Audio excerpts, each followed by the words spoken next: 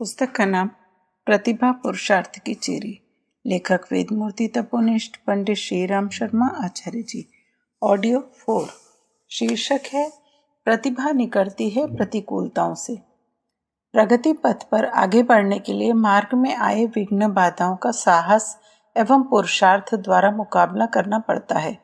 मुसीबतों कठिनाइयों से जो घबरा जाते हैं उनका सफलता की मंजिल तक पहुंच पाना संदेहास्पद ही बना रहता है, पर जो प्रतिकूलताओं से जूझते हुए अपनी योग्यता प्रखरता बढ़ाते हैं उन्हें श्रेय सम्मान एवं सफलता मिलने में कोई संदेह नहीं रह जाता। संसार में वैज्ञानिकों अनुसंधानकर्ताओं से लेकर महापुरुषों तक में से अधिकांश को अपने जीवन काल में विपन्न परिस्थितियों से जूझना पड़ा है। विश्वविख्यात ज्योतिर्विद और खगोल शास्त्री एरिगमे बड़ी ही दुर्दिन भरी परिस्थितियों में पले और बड़े हुए थे। बचपन में उन्हें 2 समय की रोटी कड़ी मेहनत मजदूरी करने के उपरांत ही मिल पाती थी। पूरे परिवार का भार उन्हीं पर था। ऐसी स्थिति में स्कूल जाने का अवसर भी बहुत कम मिल पाता था। आगे बढ़ने महानता अर्जित करने की इच्छा सदैव झकझोरती रहती थी, पर विपन्नता ऐसी थी जो रोजी रोटी कमाने में ही व्यस्त रखे रहती थी। किशोरावस्था इसे उधेड़-बुन में व्यतीत हो रही थी कि अपनी योग्यता किस प्रकार बढ़ाई जाए। किसी तरह एक पुस्तक विक्रेता के यहाँ टूटी फूटी किताबों पर जिल्द चढ़ाने का काम मिल गया। एक दिन वे किसी पुरानी किताब पर जिल्द चढ़ा रहे थे कि पास में रखी रद्दी कागज की ढेरी पर हाथ से लिखा हुआ एक कागज का टुकड़ा दिखाई दिया। उसे उठाकर वे पढ़ने लगे। वह कागज एक पत्र की नकल था जो डी एल्बर्ट नामक व्यक्ति ने अपने किसी मित्र को लिखा था। उस पर लिखा हुआ था, आगे बढ़ो श्रीमान, आगे बढ़ो। जैसे जैसे तुम आगे बढ़ोगे तुम्हारी कठिनाइयां अपने आप दूर होती चली जाएंगी और देखोगे कि उन कष्ट कठिनाइयों के बीच में से ही प्रकाश उदित हुआ है और जिसने उत्तरोत्तर तुम्हारा मार्ग आलोकित किया है। एरिगमे के लिए यह पंक्तियां मार्गदर्शक बन गईं। उन्हें जीवन में नए प्रकाश मिला। अब तो दुकान पर मरम्मत के लिए जितनी भी पुस्तकें आती वह उन्हें पढ़ डालते। इसका परिणाम यह हुआ कि आगे चलकर वे विश्वविख्यात स्तर के ज्योतिर्विद खगोलवेत्ता एवं विविध विषयों के विद्वान बन गए। वस्तुतः प्रतिकूलताएं एवं विपत्तियां जीवन की कसौटी हैं जिनमें मनुष्य के व्यक्तित्व का रूप निखरता है।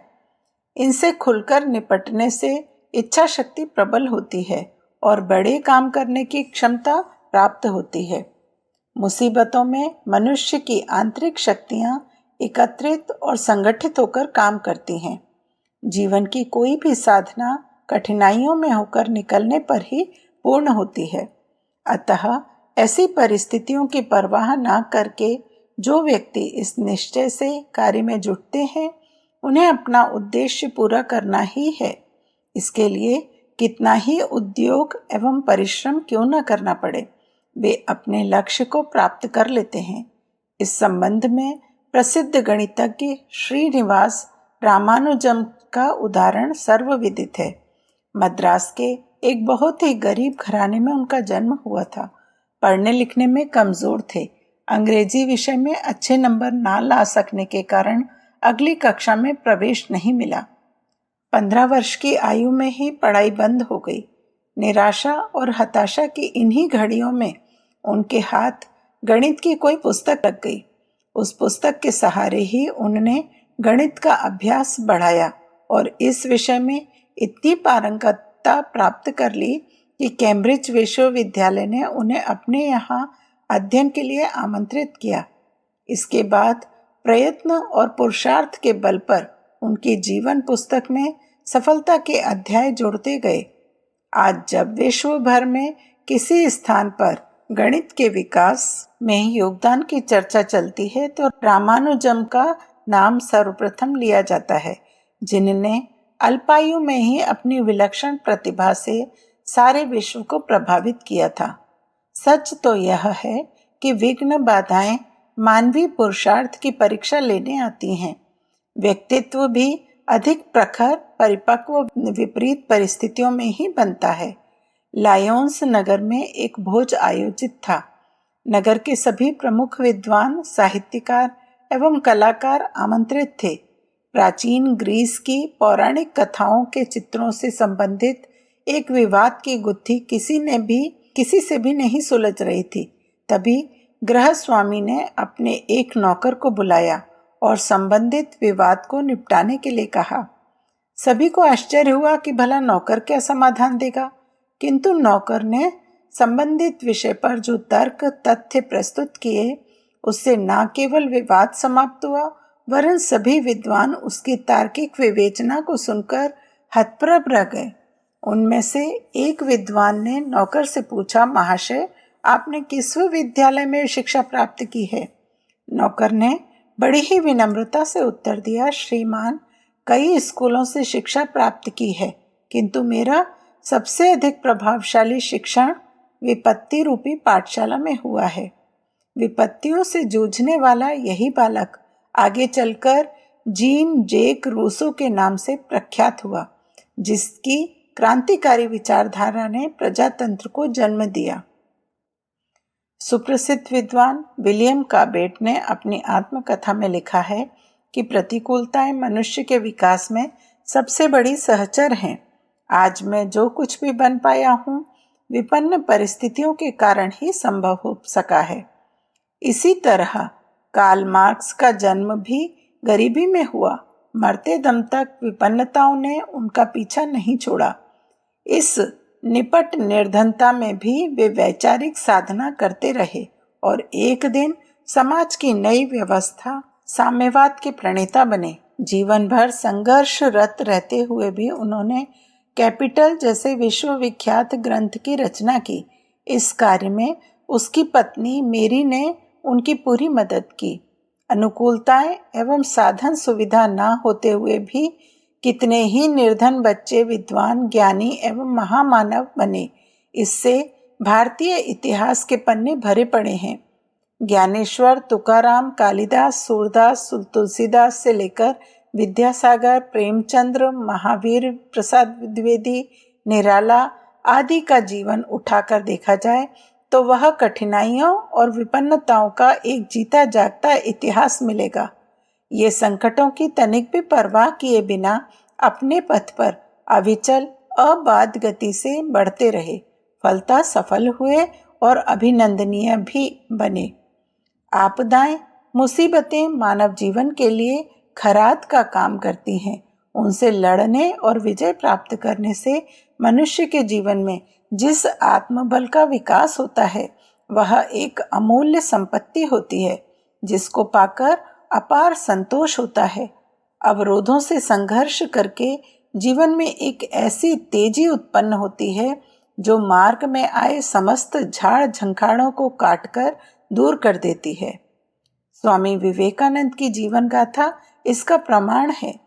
अपने पिता की मृत्यु के बाद नरेंद्र को भारी विपत्तियों का सामना करना पड़ा। कई दिनों तक भूखा सोना पड़ा। रोजगार की तलाश में दूर दूर भटकने पर भी कहीं सफलता नहीं मिली। संन्यास लेने के बाद कठिनाइयों का अवरोध और बढ़ गया। अमेरिका के शिकागो शहर में होने वाले सर्वधर्म सम्मेलन में भाग लेने गए तो पहला दिन बहुत ही कष्टमय बीता। बोस्टन शहर के जिस होटल में रात्रि काटने के लिए वे गए, वहां सीढ़ी पर पैर रखते ही दरबान ने काले भारतीय कहकर भगा दिया। सड़क की ओर बढ़े तो बर्फ गिरने लगी। जाएं तो कहाँ जाएं? भूखे प्यासे तो थे ही। आंखों के सामने अंधेरा छा गया। पैर भी जवाब दे रहे थे, पर करते क्या? किंतु आगे बढ़ना ही उनका लक्ष्य ठहरा। वे आगे बढ़ते गए और एक बंद रेलवे गोदाम के बाहर पड़े पैकिंग बॉक्स में घुसकर जैसे तैसे रात काटी। सुबह बाहर निकले तो ठंड के मारे शरीर सुन्न पड़ गया था। एक महिला ने उन्हें अपने घर ले जाकर भोजन एवं गर्म कपड़े की पूरी व्यवस्था की। दूसरे दिन उन्हें गंतव्य स्थल पर पहुंचाया, जहां 11 सितंबर 1893 को हजारों श्रोता उनके भाषण से मंत्रमुग्ध हो उठे थे। नगर में स्थान स्थान पर उनके चित्र लगाए गए। जिसके नीचे मोटे मोटे अक्षरों में लिखा था स्वामी विवेकानंद।